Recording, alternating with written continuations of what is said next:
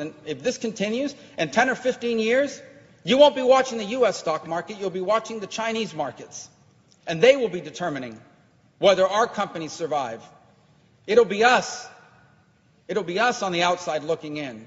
And then Americans are going to wonder, why do we no longer invent great things?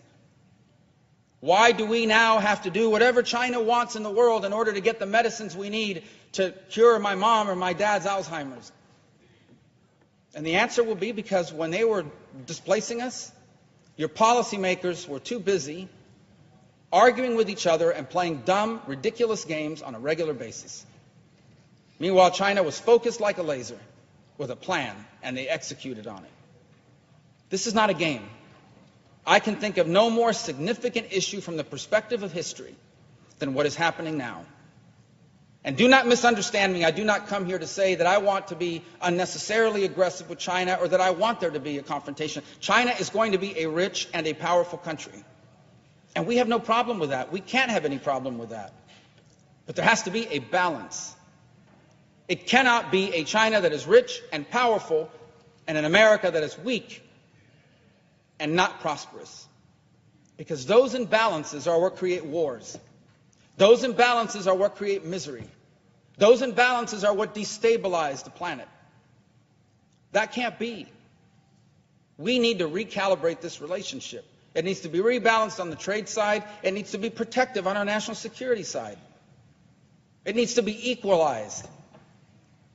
And if it is, China can still be very successful. They're going to invent things.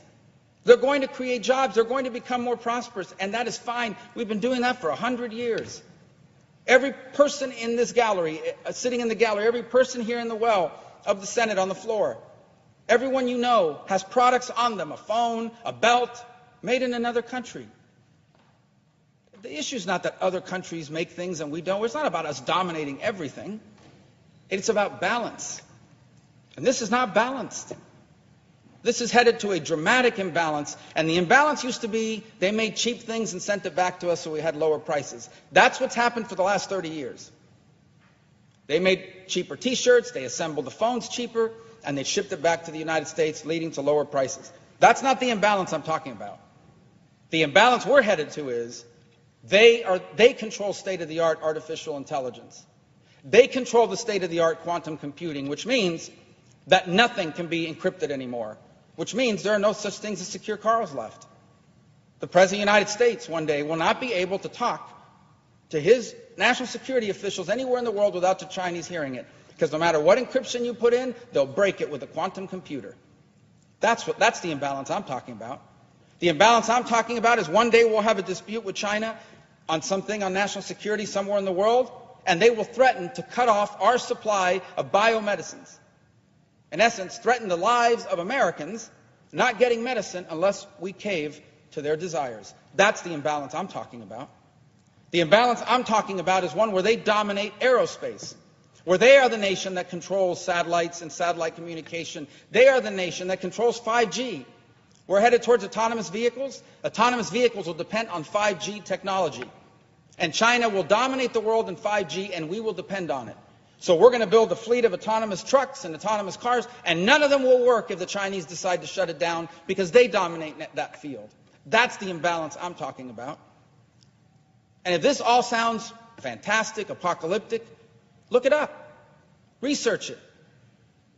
And I promise you, you will not find a single person versed on this topic that would disagree with what I'm saying. This is the threat that we face, and we are not facing it squarely. So I would advise those who cover this issue to stop covering it as a political issue.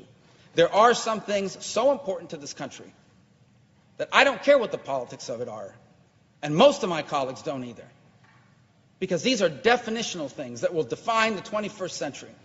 I would advise us not to cover this as a purely economic issue, because there is a way to grow the trade gap in the short term. We can sell them a lot more of the things China is willing to buy anyway. They don't intend to lead the world in those things in exchange for them dominating us in the long run.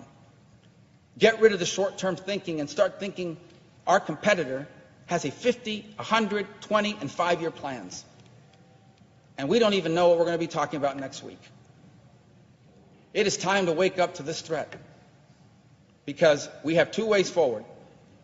There can be a balanced relationship between two great powers, leading to a world that is stable and secure and prosperity, or we can have an imbalanced world in which a rising power in China does so at the direct expense of a falling status quo power in the United States, and that instability will lead to conflict and a way of life for Americans that we will find unacceptable. And then it will be too late.